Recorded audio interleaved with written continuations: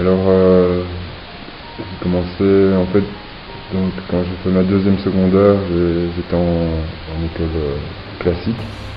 Je suis parti à Saint-Luc, un peu, mon père m'a un peu forcé la main d'ailleurs, parce que moi je voulais pas, à la base, j'aimais bien dessiner, mais je voulais peut-être pas spécialement en faire un métier. Puis une fois que je suis arrivé à Saint-Luc en troisième secondaire, donc là j'ai fait art de l'image. Là ça a été un peu une révélation, j'ai vraiment compris ce que je voulais faire, que je voulais en faire mon métier. Et j'ai très vite dessiné des personnages, des ambiances de rue, des choses comme ça. Et puis c'est là que j'ai eu mes premiers contacts avec des gens du graffiti. C'est là que j'ai découvert ma passion pour le graffiti. J'ai commencé vraiment à peindre dans la rue.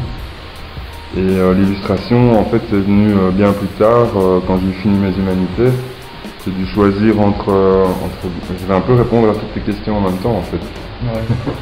Et si tu veux, je suis arrivé à la fin de mes humanités, j'ai dû choisir une direction pour mes études supérieures.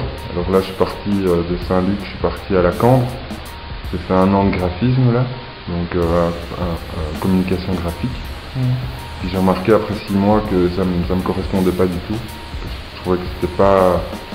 J'ai remarqué que j'étais beaucoup plus un instinctif, que j'aimais beaucoup gribouiller, dessiner, mais que faire un produit fini qui pourrait partir pour une publicité ou faire des concepts et tout ça, c'est un truc qui m'intéressait pas trop.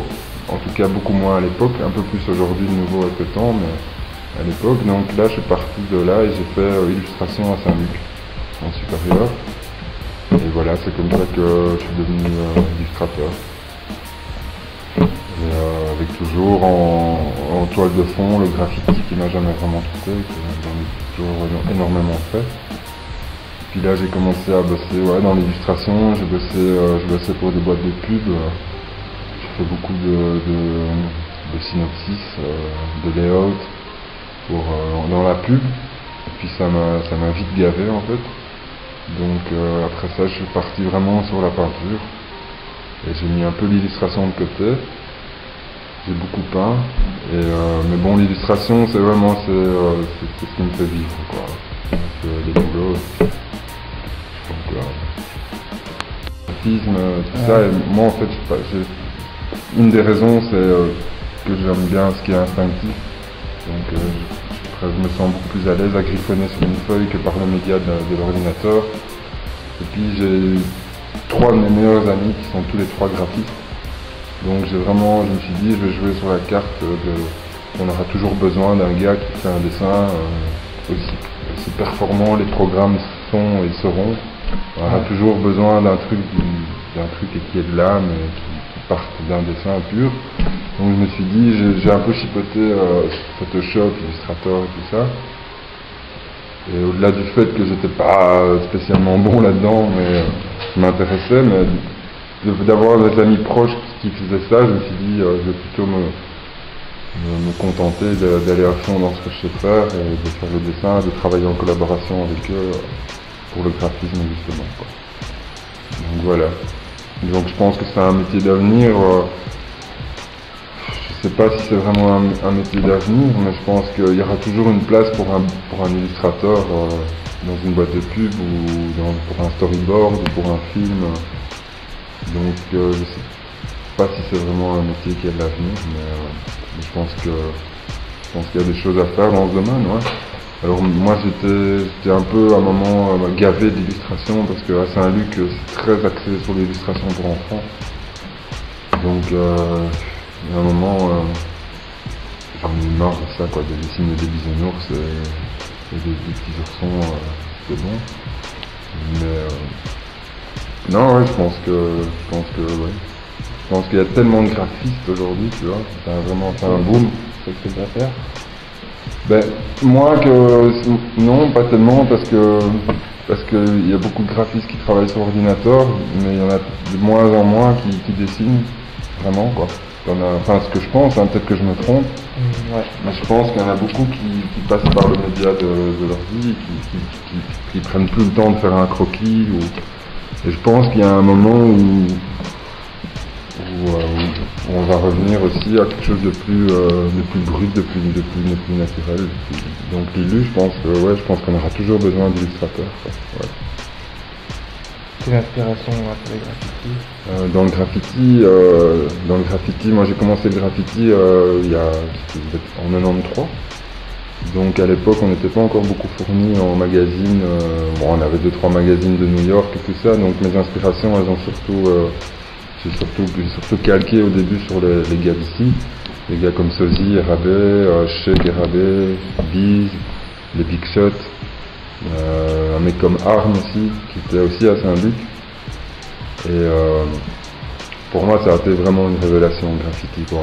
J'ai passé 15 ans de ma vie à faire des trains, des murs, et à ne presque plus jamais dessiner sans l'idée d'un graffiti derrière, quoi. Donc tout ce que je dessinais, c'était pour faire sur un jour ou l'autre, sur un mur ou sur un train. Et puis, avec le temps, évidemment, tu vois plus les choses de la même façon quand tu as 20 ans et que tu graphes et que tu en as 30. Donc il y a un moment, tu es de moins en moins téméraire aussi. Donc je suis beaucoup plus revenu au dessin pur et au travail en atelier en fait. Et plus tellement, ça me manque énormément de plus aller graffer les murs, mais c'est peut-être moins téméraire, peur de se faire avoir, parce que je n'avais pas à 20 ans. Quoi. Ouais. Ton artiste favori? Là ça va être dur à dire comme ça, mon artiste favori en général ou dans le graffiti? En général. En général, j'ai une passion pour Picasso, mais ça c'est pas très original. Sinon, des gens comme Miro, comme Kettering bien sûr. Là je viens justement d'aller voir l'expo de Basquiat à Paris. Donc c'est un peu... J'aime beaucoup Velasquez aussi, c'est une autre époque. C'est dur à dire, un artiste vraiment qui m'a inspiré plus que d'autres. Je pense pas, c'est un tout, quoi, mais ça peut être autant, je veux dire, un mec comme Audiard qui fait des dialogues, qui est dialoguiste de films. Pas spécialement un peintre ou un graffeur, c'est un tout, quoi, ça peut être plein de choses. Mais j'ai beaucoup d'affection pour des mecs un peu précurseurs du graffiti, des mecs comme Kettering, comme Basquiat. Très inspiré par eux, même malgré moi. Même je ne voudrais pas m'inspirer d'eux, c'est intrinsèque à moi dans le sens où ils ont fait partie de ma vie à plein de moments. Mais c'était très dur pour moi de passer du graffiti à l'atelier. Parce que tu es vite tenté de reproduire ce que tu fais sur un mur ou sur un train dans la rue. Ouais, non, c'est même pas une question de client ou de vendre ou de ne pas vendre, c'est une question d'énergie, quoi. Tu vas pas faire ce que tu fais dans un atelier. La rue, elle te facilite énormément de choses dans le sens où ton format est déjà là. C'est un mur, ça vit, alors quand c'est un train, c'est encore mieux parce que ça roule. Ça passe d'un pays à l'autre. C'est ça qui est très excitant aussi. Ce qui est excitant aussi, c'est d'être avec 4 potes ou 10 potes dans la rue, dans un dépôt de train. Et donc une fois que tout ça, tu l'as plus, tu te retrouves tout seul dans un atelier. C'est plus la même énergie, donc tu te retrouves à faire ce que tu faisais dans la rue, mais ça n'a plus beaucoup d'intérêt. Ouais. Parce que c'est pour chez toi tout seul dans ton atelier, t'as plus cette adrénaline, Donc j'ai mis du temps à m'adapter à l'atelier, quoi. Et comment tu te mets à travailler comment, et puis tu commences à travailler comment? Ça c'est une bonne question, souvent par accident,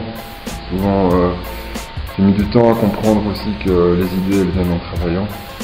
C'est pas secret, tu vois, il faut bosser, faire de la merde.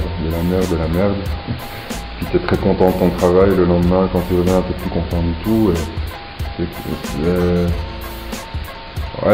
J'ai du mal à m'y mettre, mais une fois que